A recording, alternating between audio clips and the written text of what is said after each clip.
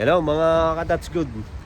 So, meron tayong bagong kakilala na kaibigan nating kabayan. Dito rin sa Quilona mga ka-That's Good. Oh. Si Pareng Glenn. Pareng Glenn, hi ka naman sa mga... Binabati ko yung asawa ko. Ayun. Nasaan yung misis mo? Nasa Kuwait siya. Nasa Kuwait yung misis ni Pareng Glenn. Ilang buwan ka na rito, pre? Bali, mag-4 months na ako. 4 months na rin siya rito. Magkasunod lang tayo halos. Halos? Kasi ako, May ako nandito eh. May, June, July, August, September, October, November, December. Mag 8 months pa lang ako. 7 months pa lang siya naman. 4 months 4 na. months. Oo, ito yung kotse niya. Nabili niya, oh, mga ka-That's Good. Oh. Ang ganda ng kotse niya. Ano to mga ka-That's Good? Jeep. Jeep. Jeep. Pasada. Lupit oh. Oh. Yung plate number, binili mo pa yan. Binili ko yun. Oh, yan, di ba? Kasama Kasi sa para akin. sarili mo, di ba? Insurance kasi. Ayun. Binili niya to sa marketplace, mga ka-That's Good. Ang ganda oh. Jeep oh. Itong mga kotse rito. Mura lang ang mga kotse rito, mga ka-That's Sa Good, atin, pero ang gaganda. Mahal yan sa atin. Ito sa atin, ano to, imported na to sa atin eh, di ba? Pangmayaman. Oo, ano na to mga ka-That's Good, pang Makati na to kumbaga. Pang executive na to mga ka-That's Good. Yung kotse ko nandun. Ayun. Yung pang skip na dishes ko nandun. So naka-break time lang tayo, nag-post tayo mga ka-That's Good. Magkakape kami ni Pareng Glenn para magkakwentuhan kami. Malaman natin yung mga kwento ng buhay-buhay. Tara pre, ano tayo? Kape muna tayo. Doon kami sa sa bundok. Oo. Maganda doon, nagustuhan ko doon eh. Kasi minsan kasi nagpa-practice yung kasama ko Indiano sa may Kettle Valley doon. Bakit? Maganda doon eh. Doon kami unang umupa sa Kettle Valley. Mura ba ang doon? Mga bahay-bahay doon. Mura doon kasi malayo. Malayo sa kabihas natin. Malayo sa... Hindi, ibig ko sabihin, mura siya doon sa itsura niya tsaka sa laki niya. Mura siya. Kasi sa mataas na lugar, no? Halimbawa yung 2,000 na upa mo doon, Oo. sobrang laki na yun. Hindi kasi Pwedeng- nakakontrata kasi yung namin doon. Yung Yun. bahay namin doon. Yung nakuha Hanggang naman, August kasi yun eh. yung bagong namin, yung nilipatan namin, naswertehan naman namin yun. Maganda yung niyo, lugar niyo doon.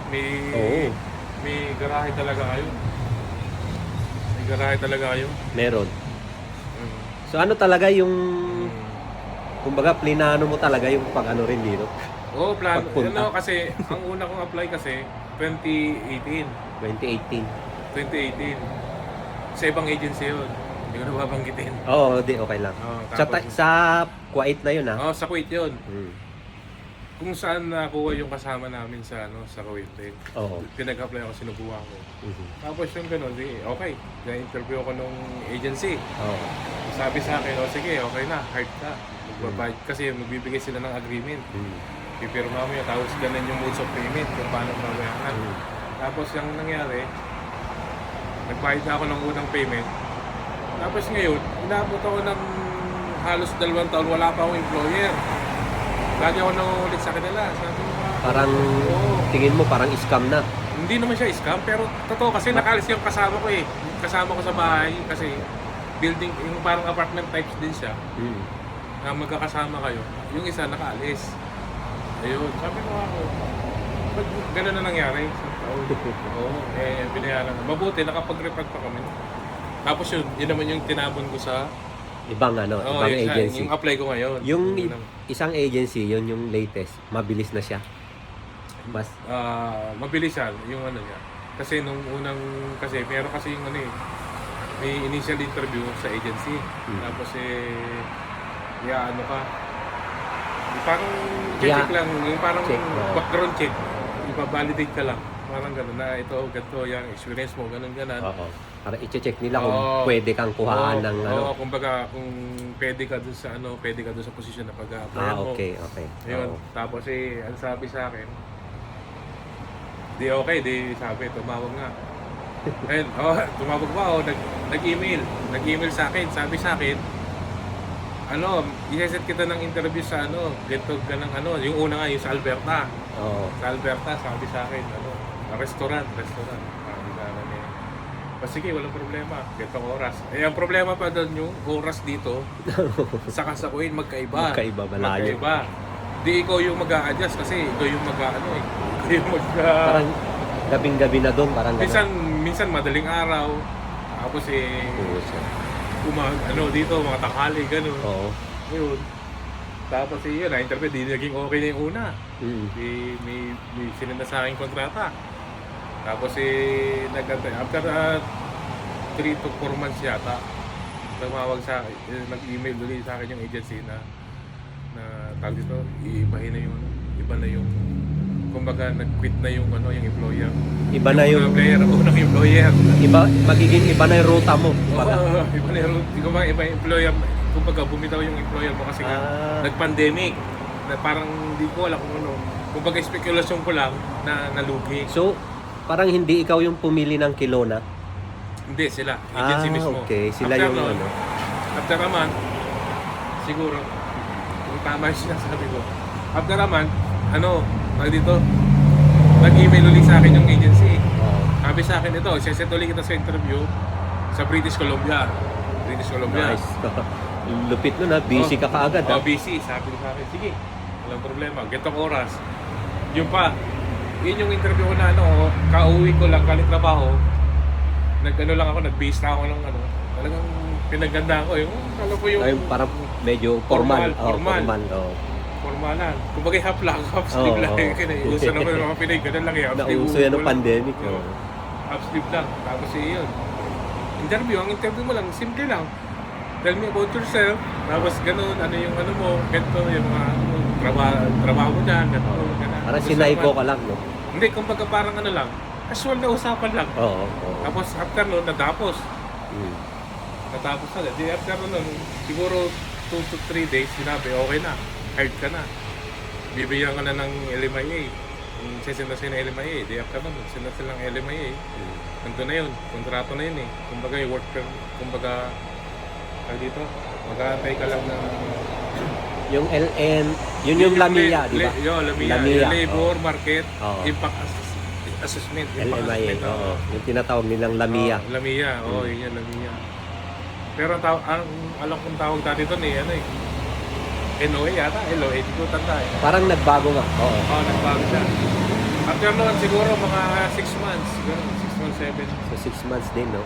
Hindi pala. After noon, hindi ko alam, basta ganun. So, mga ilang buwan din siguro, tapos nag-send na ulit sa akin biometrics. Ayos, no? Ganun, bago pa pala yung dumating yung Lamia, after na Lamia, kasi yun, kasi nung modes of payment sa agency kasi, 3 beses. Yun yung mabigat yung pinag-iipunan namin ng asawa ko. Yung una mabigat, nasa siguro 2,500. 2,500. Dollar? Oo, dollars na yun. Kinumbert ko na. Tapos yung sumunod, ganun ulit, $2,500. Ang pinakamagaan yung huli, 1,500 lang. Kasi yung second payment ko, nung dumating yung Lamia, magbabayad ka na ng second payment. After nun, kantay ko rin ng siguro ilang buwan. Siguro inabot din ako bago mag-isa doon. Biometrics. Grabe, ano? Ganun din ang...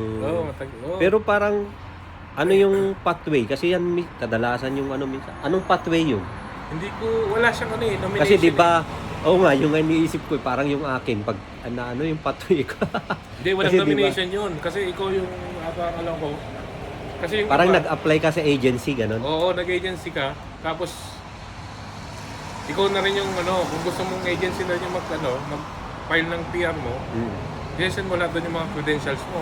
Ganun parang may ganyan din sa Pinas, di ba? Oo, yung meron. mag-apply ka sa agency, di pero... ba yung katulad ng mga magsaysay ata yun? Magsaysay pero... Yung para sa seaman. Ganun. Sobrang mahal, no? Mahal talaga. Kasi totally mahal. Lalo na yung ticket, mahal. Dito. Tapos yung pag-process, di ba? Oo. Parang aabutin ka, ang dinig-dinig ko nga, aabot ng ₱1,000,000 eh. Hindi. Kung nung time ko naman nandun ako sa Kuwait, nung kinumpit ko ng peso, na siguro kulang-kulang kapamilyo. Pag sa Kuwait ka? Oo, hindi. Parang parehas lang din. Parehas lang din pag nasa Pinas ka? Oo. Kumbaga more or less ganun eh. O, ganun pala ang no? Plus minus ganun. Wala rin palang pinagkaiba. Oo. Kaya... tiyaga lang talaga, natyaga ako. Kasi meron ba yung yung tinatawag na show money? Show money, ang pagkakaintindi ko sa show money, Naririnig ko kasi yun eh, showman. Hindi, ang katulad sa Xiaomi, ang alam ko sa estudyante yun eh.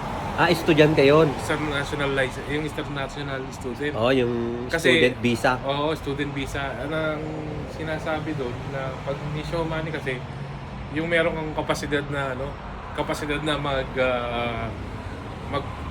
pursue yung Mag-ibang bansa. magbayad ng tuition, Oh. tumigil sa bahay kasi Oo. nga dito, 'di ba? Dito sa Canada na dito pag student ka, 'di ba? 20 hours ka lang per Oo. week, 'di ba? Hindi baba nun. 20 hours lang ang pwede kang magtrabaho. Oo, tapos yung rate mo Sa isang mababa week. pa. Oh, tapos ang alam ko, hindi ka pwedeng dapat isa lang yung pinapasukan mo, di ba? Mm. Hindi ka pwedeng yung marami kang trabaho Hindi na pwede. kung ano-ano, di ba? Hindi kasi yung 20 hours kahit siguro hindi ko lang alam. Kung kahit saan ka magtrabaho Basta 20 hours. Oo, hindi ko lang alam, hindi ko sigurado. Kasi may nakausap ako dyan sa McDo, pre. Oo, Hindi siya pwedeng lumipat. lumipat, McDo lang siya, parang gano'n. Ah, Pero hindi ko alam, hindi ko natanong dahil busy siya lagi. ang alam ko kasi pag full time ka kasi tapos yung nasa kontrata mo pag dito doon ka lang talaga, parang doon ka lang naka-stick to ka lang doon. Kasi Parang- ako nung unang bagsak ko rito sa Kelowna, Oo. ano yun eh, spring. Oo. Nagandahan talaga naman ako ng Kelowna. Kumbaga, Hindi, maganda rin talaga dito. Para sa'yo, maganda rin yung Kelowna. Oo, maganda rin. Siya, maganda talaga. Iba siya, no? Parang Oo. city siya eh, di ba? Oo. City siya, Oo. pero pwede rin siyang countryside. Oo. Pwede rin siyang... Katulad ng lugar namin doon. Nandun kami sa gitna. Hmm. Malapit kami sa lahat. Malapit kami sa downtown. Oh, malapit kayo sa downtown. Malapit kami dito Malapit sa kayo may sa- Walmart, Canadian Oh, Tire. maganda nga yung lugar niyo eh. Maganda yung Malapit lugar kayo natin. sa airport. Kaso mahal. Yun, mahal nga lang. Mahal talaga. Kami malayo, nandun kami. Oo. Malapit kami sa bundok. Oo. Hindi, bundok na kami mismo. Oo. Malapit na kami sa tuktok pag nandito ka sa baba. Oo. Malapit Pero na maganda kami yung sa- pinyo doon. Maganda yung pinyo doon. Kita mo yung buong baba. Oo. Yung open natin ko, kita-kita sa inyo eh. Kasi yung employer namin doon walang bahay. Pag, sabi ko nga, minsan pag magka oras-oras tayo pag Oo. pag gumanda-ganda na yung panahon. Kasi Oo. madali naman kausapin yung dun eh. Pwedeng Oo. mag-jamming dun. Oo. Pwede, Okay. kita mo yung yung lake, tsaka yung mga view. Pwedeng sumat doon. Oo, pwede. Kasi yung pinanggalingan kasi namin noon, basement. Oo. Ayun nga, nakita ko nga yung pababa. Oo. Sa bukod kayo. Ngayon naman, yung ground floor. Oo. Iba nga yung design ng bahay eh. Hindi ko Kaya kalilipat niya lang doon. nakalipat lang namin. Day off mo ba ngayon? Oo, di ako ngayon. Pasok din ako. Ka-day off pala si Parang Glenn ngayon. Oo. Hindi, ngayon lang kami nakapagkita dahil Busy.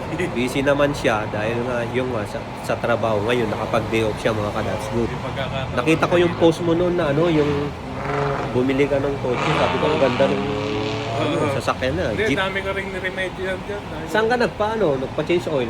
Doon sa Mr. Lube. Tinanong ko Mr. Love sa Superstore? O Hindi, doon sa, Hindi, yung isa? dito sa may... Oh, yung katapat ng superstore. Doon. Doon ako nagpapa. Oo. One lang siya. 140. Kaso, pinapalitan ko yung air filter ko. Magkano yung oil change mo? Nasa 150. 150? Oo. Kasi nga malaki yan eh. Oo. 150 siya. Siguro 6 liters kinain yan. Siguro.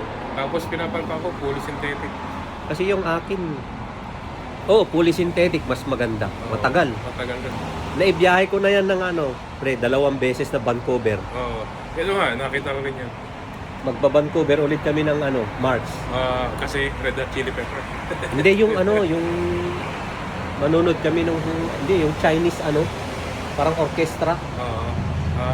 Yung Shenyun. Simeon.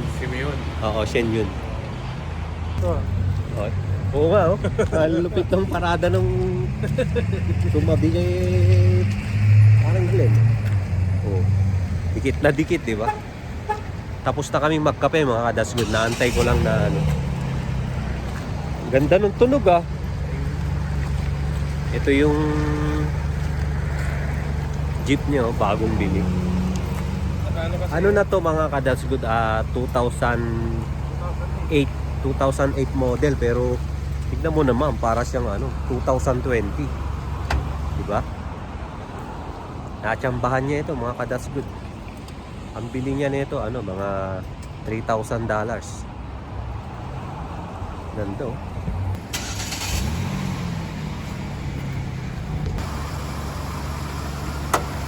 Bagong-bago pa, di ba? Linis ng makina, pre. Malinis na. Oo. Saka yung takbing ito, no? Ganda ng tunog, ano? Mas maingay pa yung akin, ah. Ito yung isa niya. Ito yung sabi mo na Ito yung dito yun. Tumatagas siya dito. Ito yung kulan. Oo, yung ang laki ng kulat niya. Oo. Nakagana dyan nakatabon yan sa kanya. Oo. Tapos to, dito yung tumatagas eh. Oo. Hindi siya butas. Dito siya tumatagas sa may mila kapag nagpapasukan. Oo. Ayun. Malinis, oh. Dinispose lang to, no? Dinispose lang. Oo. Kasi bumili sila ng sober. Wala nang parkingan siguro. Kasi bumili ng bago yung nagbebenta. Saka yung central lock niya. Yan yung kagandahan dito. Ganda mga ka-That's Good, oh. Ang dashboard niya, ang ganda, oh. Oh. Ang ganda ng sounds, ah. Malakas nga. Naka-bluetooth yun eh. Ito yung GPS niya, oh. Para na rin siyang modern, no? Modern ano siya. Pwede kang mag-connect ng ano dyan. Ng mga gadget. Yung yung Hindi, yung Bluetooth ito na yun. ang Bluetooth, Ayun na oo. Yan yung GPS niya. Yung nasa. Di ba may yan? May chips yan? O wala? Nandyan na mismo? May antena siya. Ah, okay. Naka-antena siya. Akala ko may nilalagay ka na parang SIM wala. card. Wala, automatic yan. Naka-antena yan. Automatic na pala Sa siya. application niya yan. Dito? Yung mga Anong- biscuit pa yung ano. Kumbaga, to talaga noon, yung Alam mo yun- hindi na alagaan na, Oo. pinabayaan na, Oo, ganun. papayat. Yung kumbaga yung typical na ano, total na talagang sobrang dumi. Oo. Alam mo yung meron pang mga stop ng bata rito. Sabi ko, Yung 4x4 niya, paano yung 4x4 hindi, niya? yan, katulad yan, natigil tayo. Ano mo lang to. Nakatuwil ako ngayon. Oo. Tapos ito, pag binaba mo to, four wheel na yan. Ganun. Kailangan kasi, ang takbo mo, pag ganito, halimbawa, nakatigil ka rin, pwede. Pwede mo siya ilipat. Tapos itong law, ibig sabihin, hindi ka dapat tatakbo ng 40 kilometers. Siguro pag paahon yan, Oo, yung pag malakas ang ahon. Yung Oo. mabagal lang, ba? Mga itong 4-wheel auto, Ayan, sa snow yan. ito sa snow to. Oo. Matigas na sa snow. Halimbawa, Ay, yung madulas-dulas. makapal yung ice sa kalsada. Ayan. Ayun yun. Galing. Ayun No? yung Ito naman, pag long drive, gano'n mo. Oo, ito. Ayan, Takbo. long drive. Tapos Galing. ang ganda. Sabi ko kasi, Dito walang problema, no? walang Problema problema sa- sa Ang issue lang talaga, yung sinasabi ko sa'yo, nung una, yung tagas. Pero ngayon wala na eh. Saka yung sa washer niya. Yung tagas. Simpleng issue lang, no? Simpleng issue. Saka konting bangga. Naka-jeep ka, pre. Lupit. Konting bangga. Ayun. Hindi yung kagandahan eh. Ayun, tapos na kaming magkape, mga ka-That's Good. Ayun na siya, paring Glenn. No? Paalis na. Ako naman, sunduin ko na si Mrs. dahil alas 4 na.